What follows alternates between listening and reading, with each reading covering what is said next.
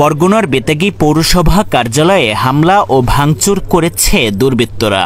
রবিবার 18 আগস্ট সকাল 10:30টার দিকে এ ঘটনা ঘটে।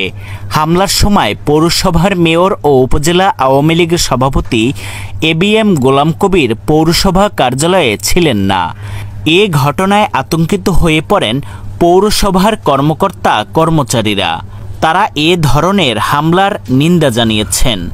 পৌরসভার কর্মচারী বলেন, সপ্তাহের প্রথম কার্যদিবস হওয়ায় তখনও অফিসের সবাই কার্যালয়ে আসেননি। এ সময় 15 থেকে 20 জনের একদল অতর্কিতভাবে পৌরসভা ভবনের 2য় তলায় মেয়রের কক্ষ ভাঙচুর করেন। তারা মেয়রকে খোঁজাখুঁজি করেন, তবে তখন তিনি অফিসে ছিলেন না। দুপুর 1:45টার দিকে সরজমিনে পৌরসভা কার্যালয়ে গেলে মেয়রের কক্ষের ভিতরের ভাঙা দরজার কাচ ছড়িয়ে ছিটিয়ে পড়ে থাকতে দেখা যায়। হামলাকারীরা মেয়রের কক্ষে প্রবেশের দরজা, chair, table, TV, AC, showcase ও নামফলক ভাঙচুর করেন। বেতাগী উপজেলা নির্বাহী কর্মকর্তা মোহাম্মদ ফারুক আহমেদ বলেন, পৌরসভায় হামলার খবর শুনে আমি ঘটনাস্থল পরিদর্শন করেছি। কারা হামলা চালিয়েছে তা জানা যায়নি, তবে আমরা তদন্ত করছি। বেতাগী থানার ভারপ্রাপ্ত কর্মকর্তা মাহবুবুর রহমান বলেন, পৌরসভা কার্যালয়ে হামলার খবর পাওয়ার পরপরই সেখানে পুলিশ পাঠানো হয়েছে। অভিযোগ পেলে আইনানুগ ব্যবস্থা নেওয়া হবে।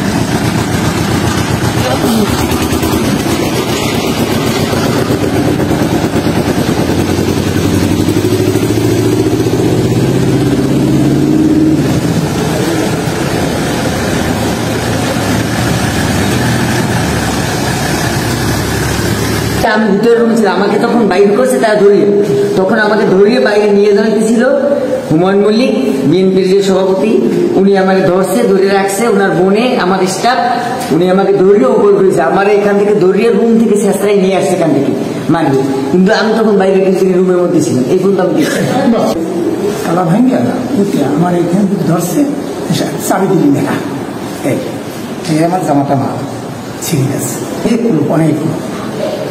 ধন্যবাদ। আমি মোহাম্মদ জসিমউদ্দিন, নির্বাহী প্রকৌশলী, বেতাগী পৌরসভা। তো মূলত আমাকে প্রত্যক্ষদর্শী বলা হয়েছে, আমি স্পটে ছিলাম না। এটা আমার জন্য দুর্ভাগ্য, কিন্তু আমার থাকা উচিত ছিল বা আমি থাকতে পারলে আমার ভালো লাগতো, যেহেতু এই কর্মস্থলটা আমার, এখান থেকে আমার রিজিকের যোগান হয়। এই জন্য আমি থাকতে পারলে আমার ভালো লাগতো যে আমার সামনেই ঘটনা ঘটতো বা আমি নিজেকে বুঝাইতে পারতাম। যাই হোক, আমি একটা প্রকল্পের কাজে, প্রকল্পের প্রকৌশলী মনোয়ার হোসেন এবং আমার যে অফিসের কম্পিউটার অপারেটর হালিম এবং আমি একটি কাজে বাইরে যাই, কাজের ছবি আনার জন্য। ঢাকা থেকে ছবি চাওয়া হয়েছিল, সেই ছবি আনার জন্য।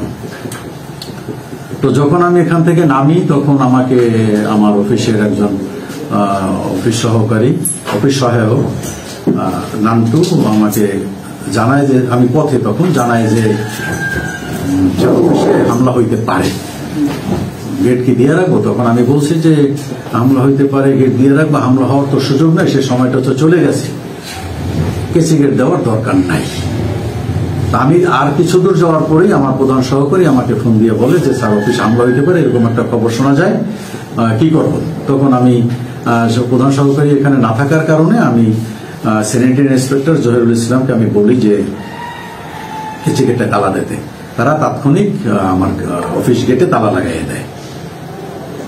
তার বোধ হয় এটা হয়তো 10:50 নাগাদ হতে পারে, মেবি আনুমানিক একটা সময়।